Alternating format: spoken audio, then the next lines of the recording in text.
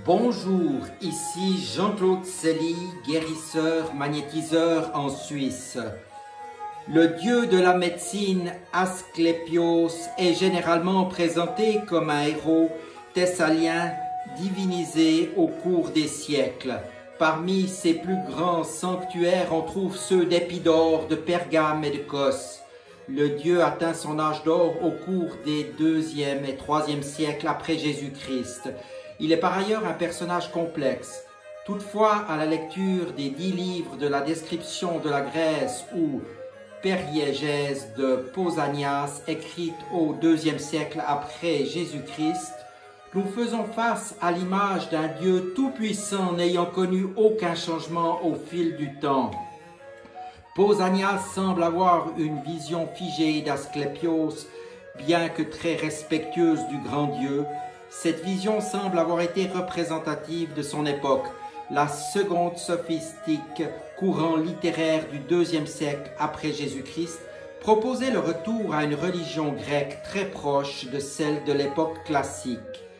Par contre, Pausanias est original en ce qu'il relate la conversation messénienne du mythe d'Asclépios, version que nous n'avons que rarement croisée chez un autre auteur, nous laissant avec l'impression qu'il devait exister deux divinités nommées Asclépios, un héros divinisé de la cité de Mécène, et le dieu médecin connu à travers l'Empire romain. Parmi ces cultes très populaires du 2e siècle, celui d'Asclépios nous intéresse particulièrement, et ce pour deux raisons. D'abord, parce que nous avons souvent croisé le terme Asclépieion, utilisé pour décrire un centre culturel, sans que les auteurs modernes laissent entendre qu'il s'agisse aussi d'un sanctuaire voué aux dieux de la médecine. La question nous a donc intrigués. Ensuite, Asclépios a été le dernier dieu antique à être éliminé par le christianisme, résistant en certains lieux au 6e siècle, alors que les cultes païens ont été proscrits 200 ans auparavant, en 392, par le décret de Théodose. Un dictionnaire d'antiquité gréco-romaine ancien présente Asclépios comme le fils d'Apollon et de la mortelle Coronis ou Arsinoé. Bien qu'il existât un débat dans l'Antiquité sur la cité d'origine du dieu, la version la plus répandue en fait un natif de Thessalie. Sa mère ayant été infidèle à Apollon avec le mortel Ischys, alors qu'elle portait encore l'enfant du dieu, est tuée par son amant divin.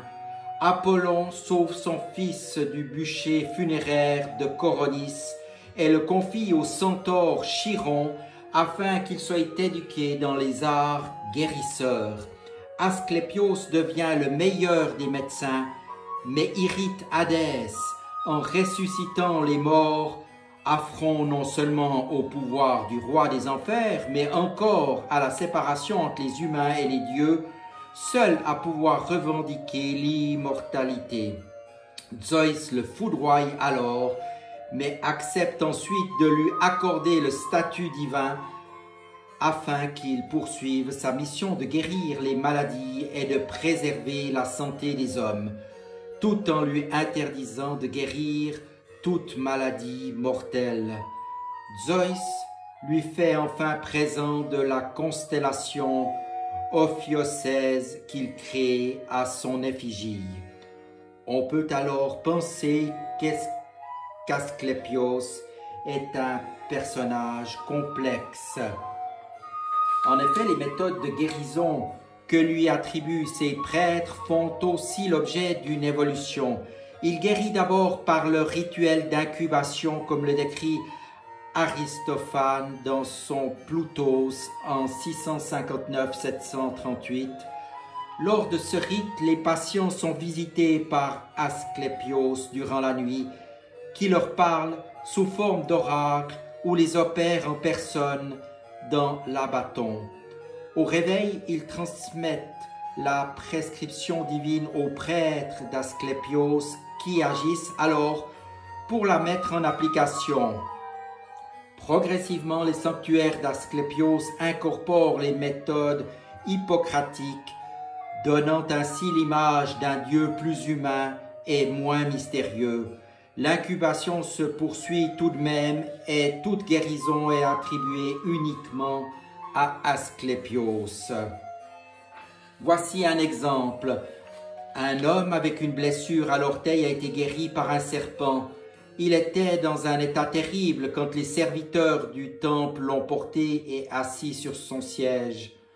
Quand le sommeil l'a enveloppé, un serpent est sorti de l'abatton et a guéri l'orteil avec sa langue, puis s'est retourné à l'abatton. Quand le patient s'est réveillé et s'est rendu compte qu'il était guéri, il a dit qu'il avait vu dans son rêve un beau jeune homme mettant une drogue sur son orteil. Précisons encore qu'aux environs de -300, le culte d'Asclépios est devenu de plus en plus populaire. Les pèlerins affluent au temple dans l'espoir d'être guéris.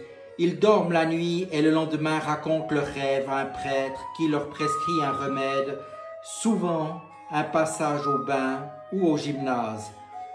Les serpents étaient considérés comme sacrés par Asclépios. Ils sont souvent utilisés dans les rituels de guérison. On laisse les serpents non venimeux ramper sur le sol, dans les dortoirs où reposent les malades et les blessés. Merci maintenant de votre attention et à tout bientôt.